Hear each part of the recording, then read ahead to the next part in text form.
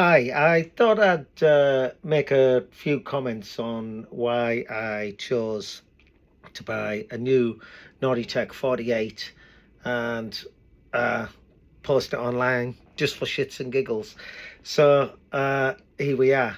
Um, I think, as all cat sailors know, buying a catamaran is pretty much always a compromise of three or four things.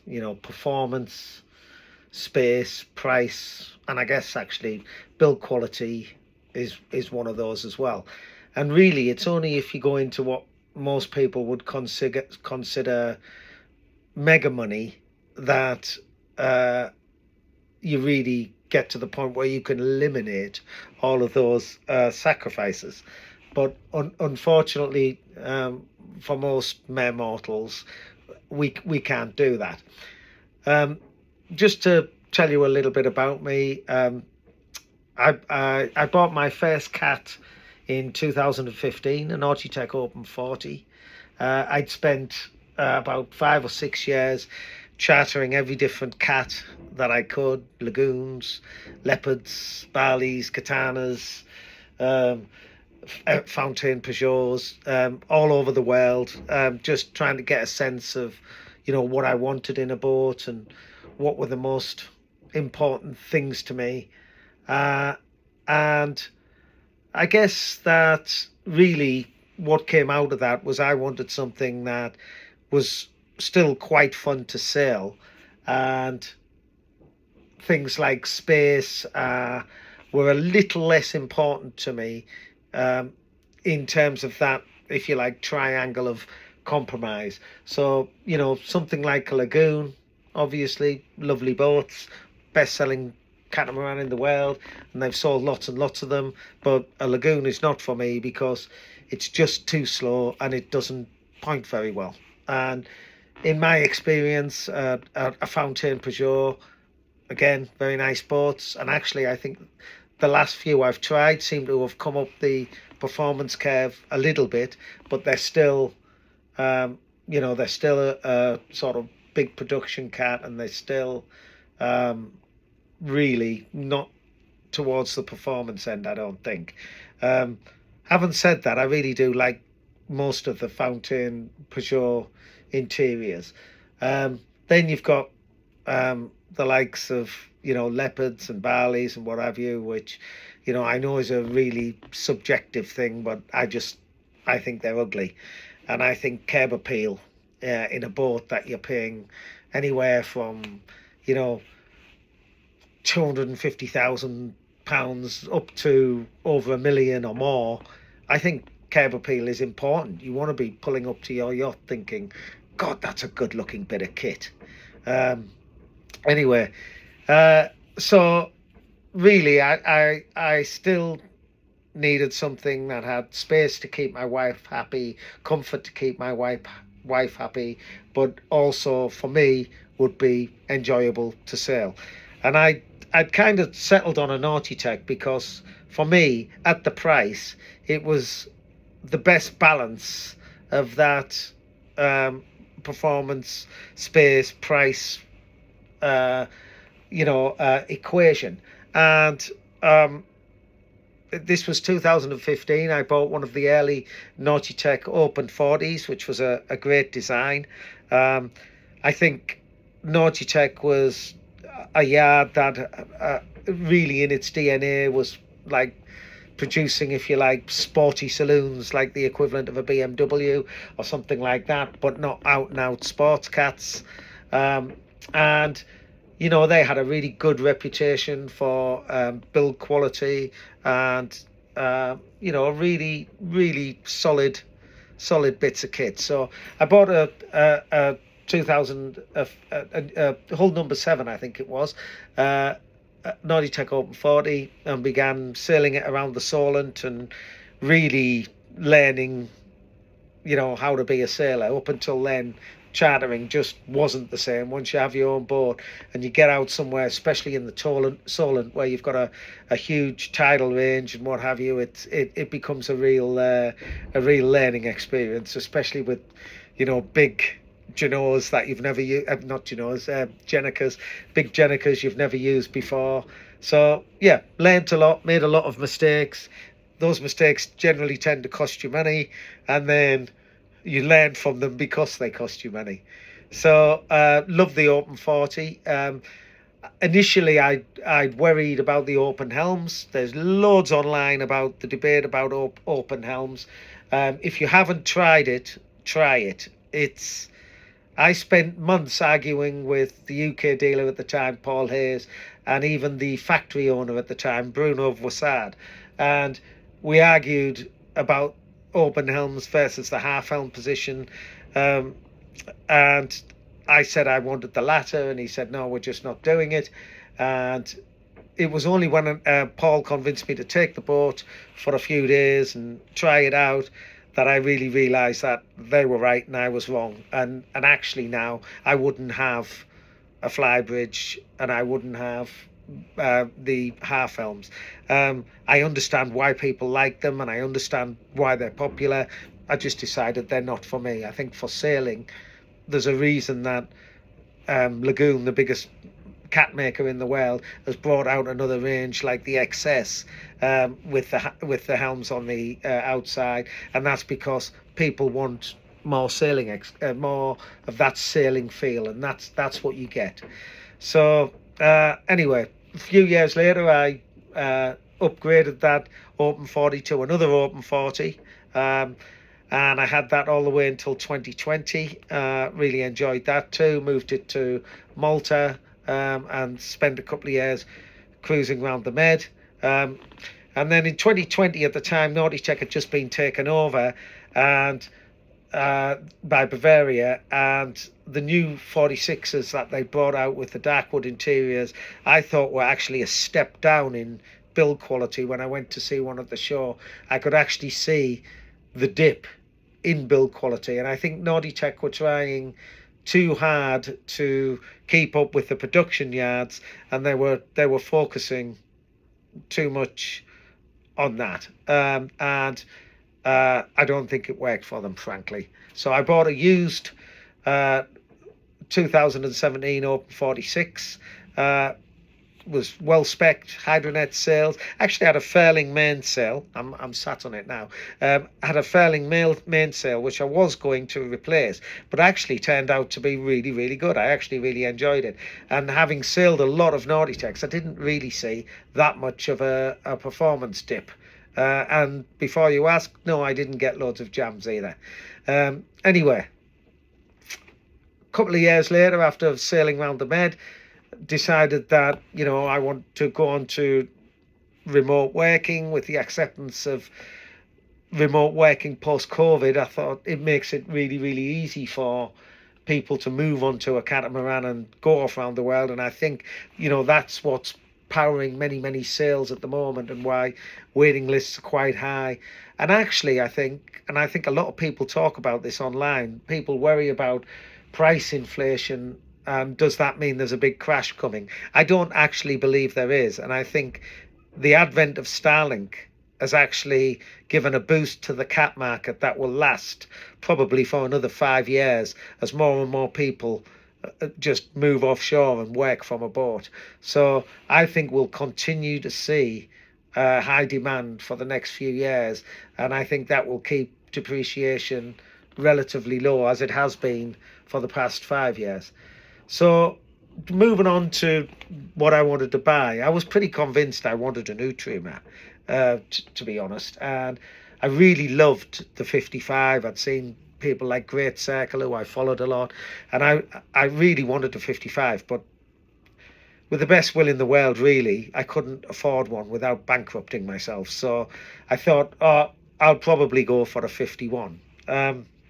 And, you know, the other fast cats I liked, like I loved Balance, I loved HH52, but combinations of high prices or long waiting lists, you know, just put me off. Seawind had a long waiting list, nice looking boats, but there's some other reasons and certain design flaws that, to my mind, I didn't like. Katana 53s I like. A friend of mine bought one, but the problem with that is they were quite meaty money second hand.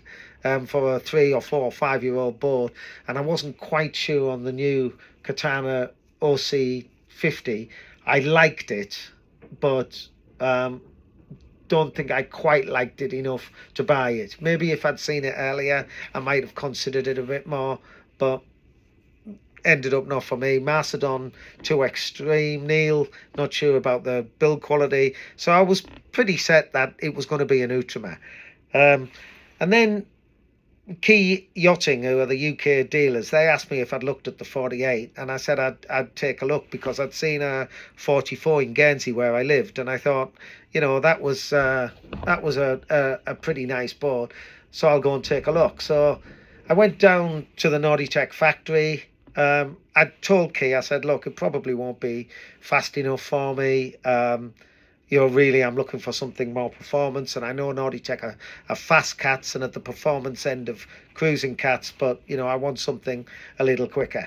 And I also wanted to see whether they'd gotten over those sort of early 2020 build issues, which I heard they had, but wanted to check. What I found on the factory visit actually was a really pleasant surprise. Nautitech had switched away from trying to keep up with the big production cats, and they'd really began to focus on their DNA of sporty cats, which is where the 44 came out of.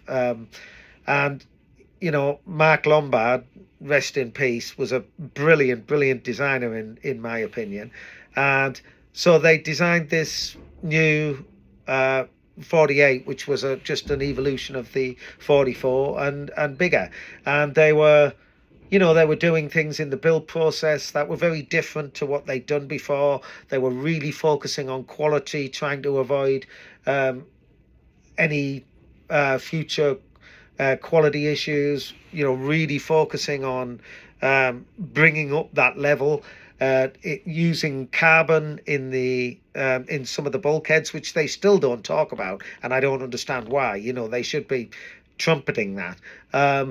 So much better build process, and I was actually really impressed with the build quality and the way they were making the cats lighter and faster, and I liked all of these changes.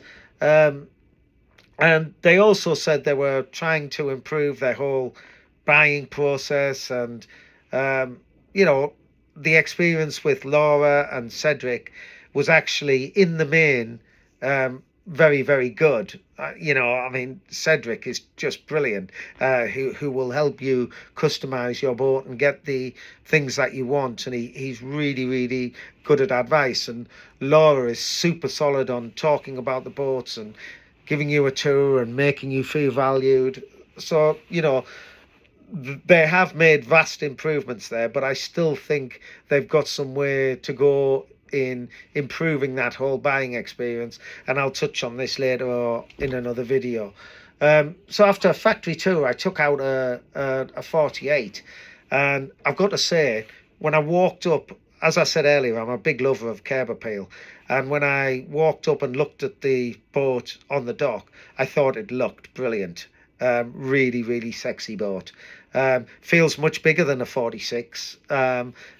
Definitely a league above, feels much stiffer, but the thing that impressed me most was its motion through the water. It was a really choppy, fetchy spring Biscay day, 10 to 25 knots, really gusty, unsettled conditions, and we were really flying and got into the high teens, with the code zero right on the edge of its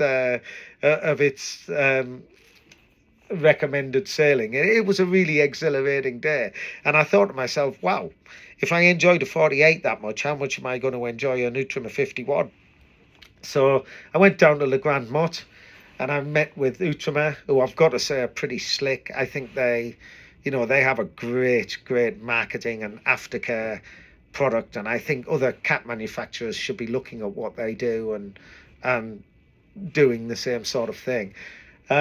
But I took the 51 for a sail, and along with a bunch of other people, and I thought the build quality was naturally very good. Everything I've seen from Outremer appears that way, and the craftsmanship is lovely.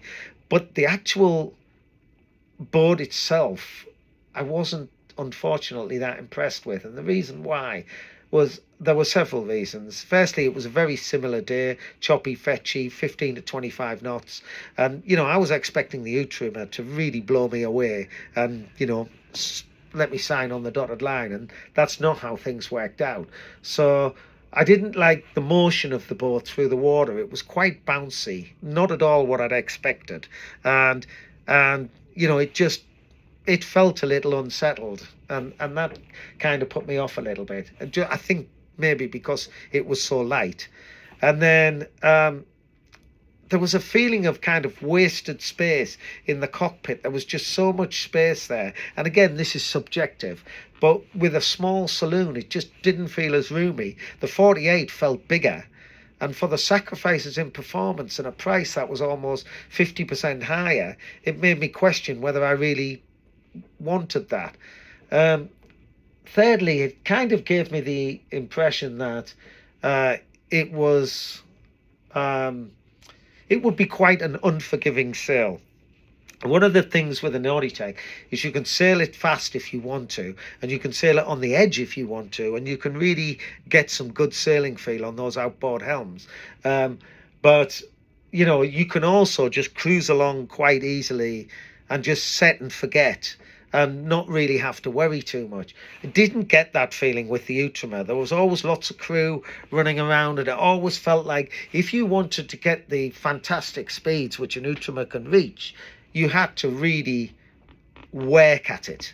And that, again, on a relatively short-handed trip across the Atlantic and later around the world, is not really what I wanted. So it felt like something you had to be on top of your game all the time, and I didn't want that.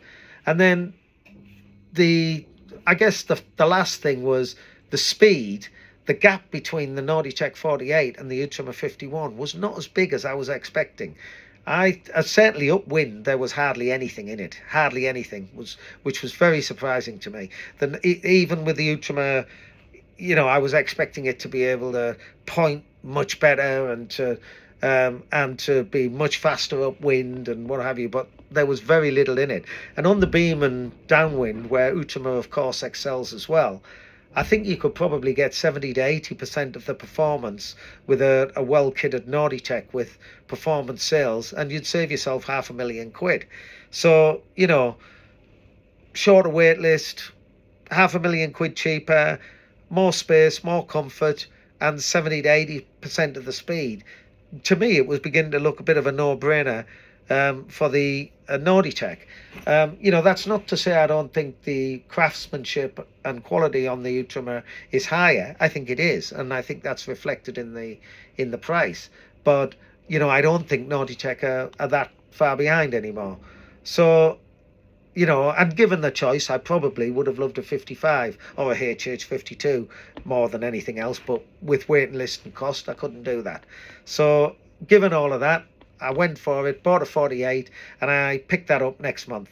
And I've rattled on for quite a long time now, so I'll do another video on the whole buying process, which I think they could improve.